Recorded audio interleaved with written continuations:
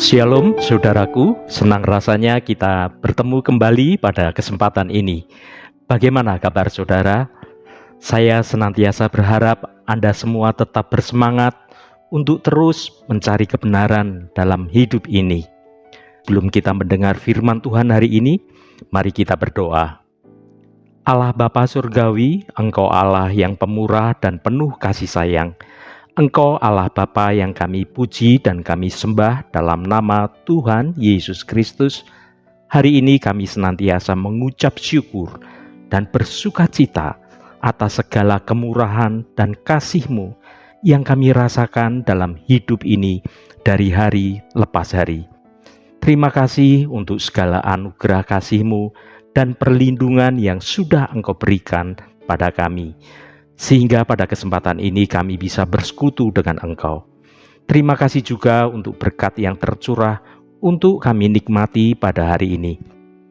Bapa, pada saat ini kami rindu untuk mendengarkan sabda kebenaran firman-Mu.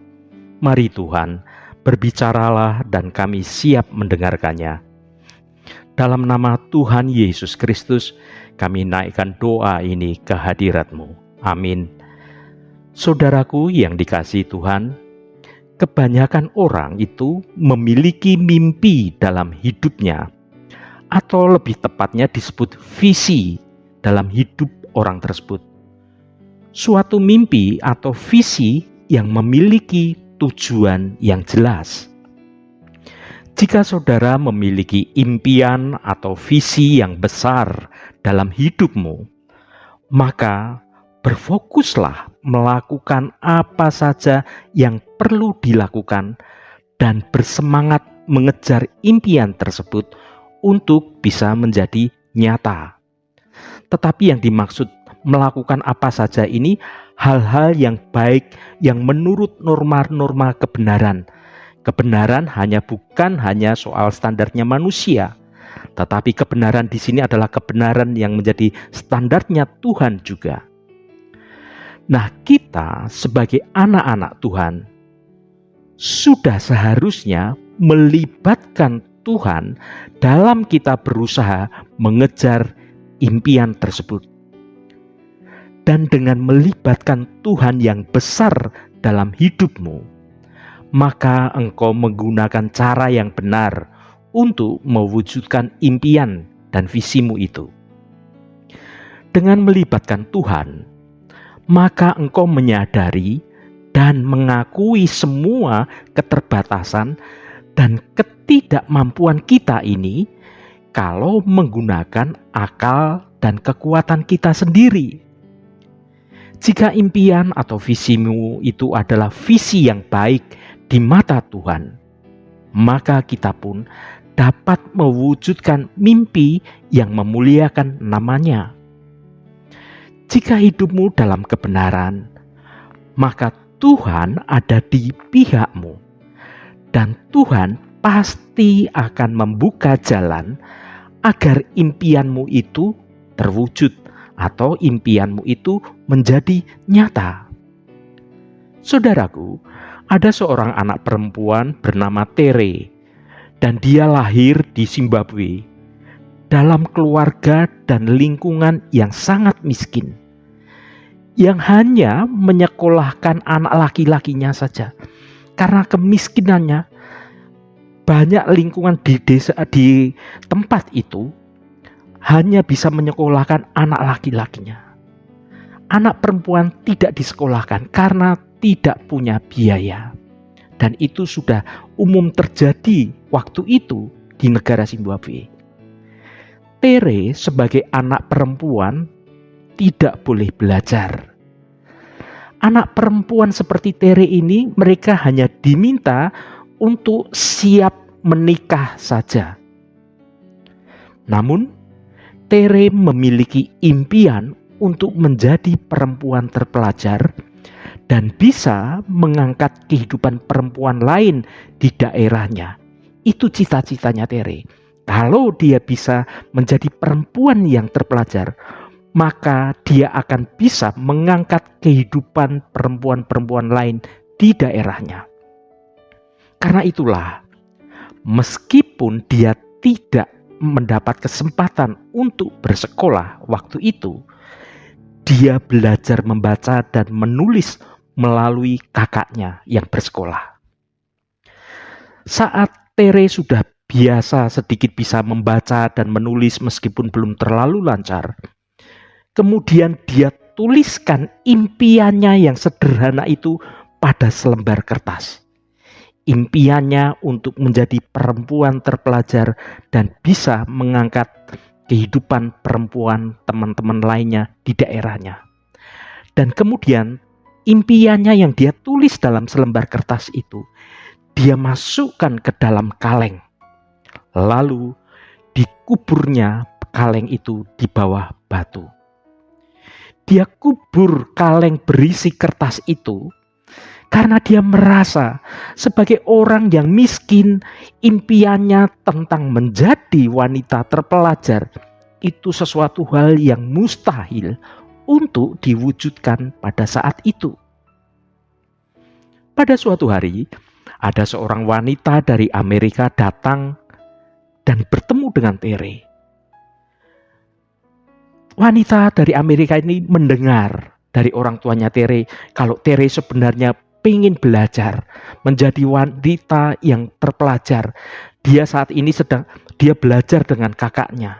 Tapi karena kemiskinan, orang tuanya tidak mampu menyekolahkan Terenya. Dan wanita dari Amerika itu kemudian menantang Tere untuk mengungkapkan mimpinya itu menjadi nyata. Maka dengan berani dan tidak berpikir panjang, Tere berkata, ia ingin ke Amerika untuk belajar. Dan tanpa dia sangka, keajaiban terjadi dalam hidupnya karena Tuhan membuka jalan bagi Tere. Singkat cerita, setelah wanita tersebut mengurus semua dokumen-dokumen yang diperlukan Tere untuk bisa pergi ke Amerika, maka Tere diajak berangkat ke Amerika. Dan dia belajar di sana dengan semangat yang luar biasa. Sehingga Tere ini meraih gelar doktor. Ini kisah nyata, saudara. Ya, impian Tere terkabul menjadi wanita dengan pendidikan yang tinggi. Dan sekarang ini, Tere ini terus berjuang bagi peningkatan hidup yang layak bagi perempuan, khususnya di Zimbabwe. Tere menjadi inspirasi banyak wanita untuk memiliki kehidupan yang baik. Mimpi banyak wanita termotivasi dengan kisah Tere ini. Mari kita baca firman Tuhan pada Kisah Para Rasul pasal 28 ayat 30 sampai 31.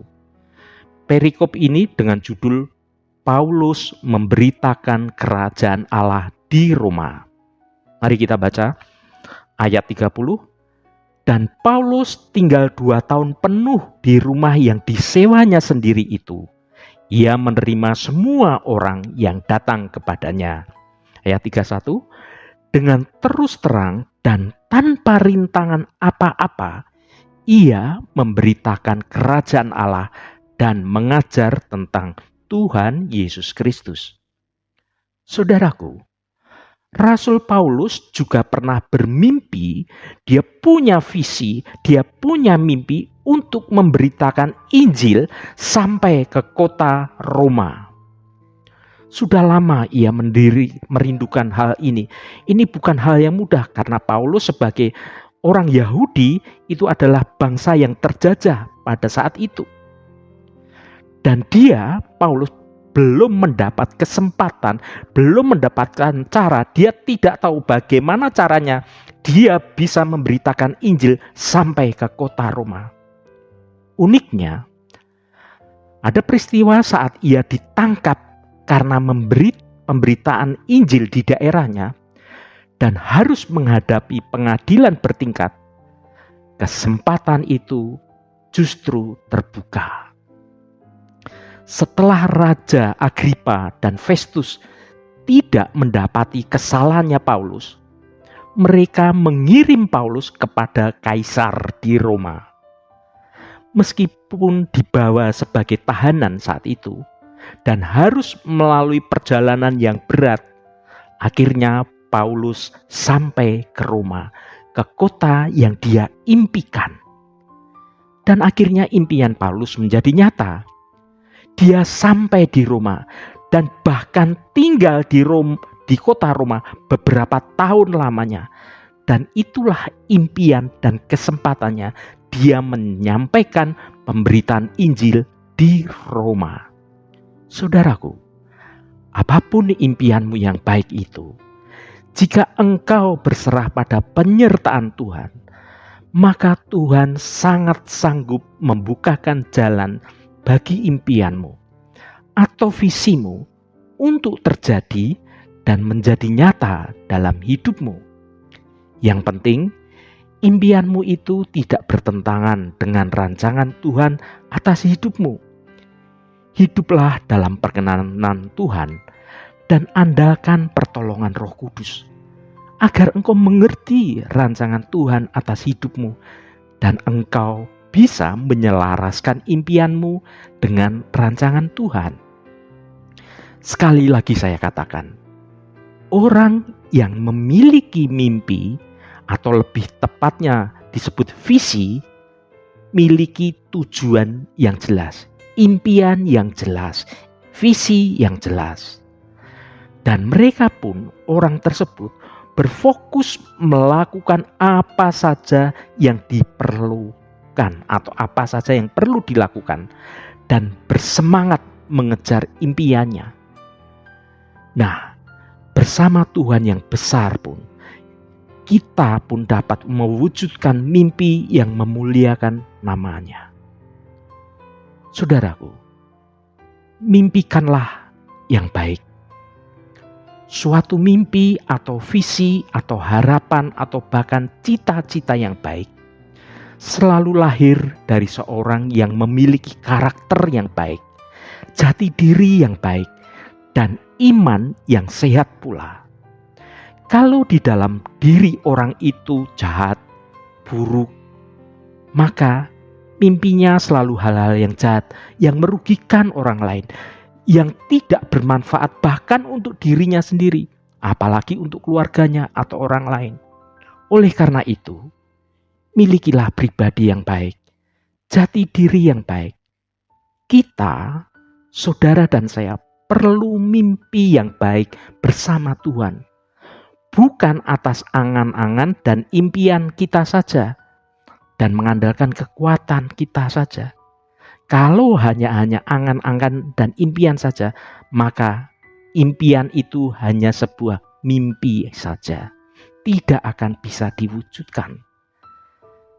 Supaya ketika impian itu menjadi kenyataan, kalau Tuhan berserta kita, kita akan menemukan suatu sukacita yang luar biasa. Untuk mewujudkan mimpi itu, seseorang tidak akan pernah menyerah. Karena mimpinya itu baik untuk dirinya, baik untuk keluarganya, untuk orang lain, dan tentunya memuliakan nama Tuhan. Ketika kita terus berjuang mewujudkan impiannya dan hidup dalam kebenaran Tuhan, maka Tuhan akan mulai bekerja membuka jalan bagi terwujudnya impian saudara tersebut. Saudaraku, jalani dengan sabar saat proses impianmu itu menuju kenyataan. Setiap mimpi memerlukan waktu untuk menjadi nyata. Tidak langsung saudara mimpi saat itu juga terpenuhi. Tidak. Semuanya berproses, saudaraku. Dan selama waktu itu berjalan, Tuhan sedang memproses dan membentuk pribadimu itu untuk siap menerima impian yang menjadi kenyataan. Jalani semua proses tanpa berhenti, karena mimpi bersama Tuhan itu pasti menjadi kenyataan. Kekuatan untuk melihat kenyataan mimpi itu adalah harapan. Saat saudara memiliki mimpi, maka saudara sedang memiliki harapan. Dan waktu proses adalah perjalanan impian itu menjadi kenyataan. Saudaraku, kalau engkau ingin impianmu, visimu yang besar terjadi dalam hidupmu, ada rahasia yang perlu kamu lakukan. 1, jangan melakukan kejahatan. Dunia mengajarkan lakukan apa saja, yang penting apa yang kau inginkan tercapai. Tapi tidak dengan Anda dan saya sebagai anak-anak Tuhan. Apapun godaannya, jangan melakukan kejahatan. 1. Nomor 2, tidak berdosa terhadap Allah. Ingat saudara, Allah melihat apa yang engkau pikirkan, apa bahkan yang ada di dalam hatimu dan pikiranmu, bukan yang kelihatan oleh manusia saja. Manusia hanya melihat yang di luar. Allah melihat sampai ke dalam hati dan pikiranmu. Yang ketiga, jangan menyerah saat engkau sedang menjalani proses.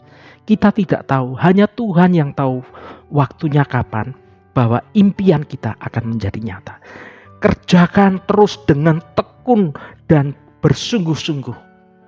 Libatkan Tuhan dalam hidupmu. Karena Tuhan yang akan menyertai ketika engkau tidak menjadi menyerah. Haleluya. Mari kita tutup renungan ini dengan berdoa. Allah Bapa yang kami puji dan kami sembah dalam nama Tuhan Yesus Kristus. Terima kasih ya Bapa atas firman-Mu yang sudah kami dengar pada kesempatan ini. Bapa, Engkau memberikan visi pada hidup kami dan kami juga rindu memiliki hidup yang bisa menggenapi rancangan Engkau atas hidup kami. Dan kami percaya bahwa rancangan Engkau adalah rancangan yang baik. Bapa, kami mohon pertolongan Roh Kudus supaya kami tidak berkeluh kesah ketika kami sedang menghadapi persoalan-persoalan atau kesulitan-kesulitan yang ada. Kami tetap teguh dan percaya akan penyertaan dan pertolongan Engkau. Apapun yang ada pada kami saat ini, sekecil apapun, kami mensyukurinya dan mengerjakannya dengan sebaik-baiknya, sesuai dengan kapasitas yang Kau berikan kepada kami. Dan kami yakin kalau kami mengerjakan yang kecil dengan setia dan baik, Engkau akan memperbesar kemampuan kami dan kapasitas kami untuk kami bisa melakukan pekerjaan-pekerjaan yang besar. Bapa, kami juga rindu untuk memiliki hidup yang dekat dengan Engkau, supaya penyertaan Engkau nyata ketika kami berproses dalam hidup ini sampai kesudahannya. Dan biarlah Bapa, Engkau memberi kesempatan kepada kami untuk memiliki hidup berkemenangan di dalam Engkau atas penyertaan Engkau. Terima kasih Bapa. Saudara, bukalah hatimu dan tengadahkan tanganmu. Terimalah berkat Tuhan. Tuhan memberkati engkau dan melindungi engkau. Tuhan menyinari engkau dengan wajah-Nya dan memberikan kasih karunia. Tuhan menghadapkan wajah-Nya kepadamu dan memberikan damai sejahtera. Berkat anugerah dari Bapa Surgawi, cinta kasih karunia dari Tuhan Yesus Kristus dalam persekutuan dan penghiburan Roh Kudus menyertai kita semua sekarang ini dan sampai selama-lamanya. Dalam berkat Tuhan Yesus Kristus. Haleluya. Amin. Puji Tuhan saudaraku semua. Saya percaya firman Tuhan hari ini sudah menjadi berkat yang akan menuntun hidup saudara dan saya. Roh Kudus senantiasa menolongmu dan menuntunmu hidup dalam jalan kebenaran Tuhan. Haleluya. Amin. Jangan lupa bagikan renungan ini pada saudara, teman, dan sahabat Anda, agar mereka diberkati juga melalui renungan ini. Sampai bertemu kembali. Shalom. Tuhan memberkati.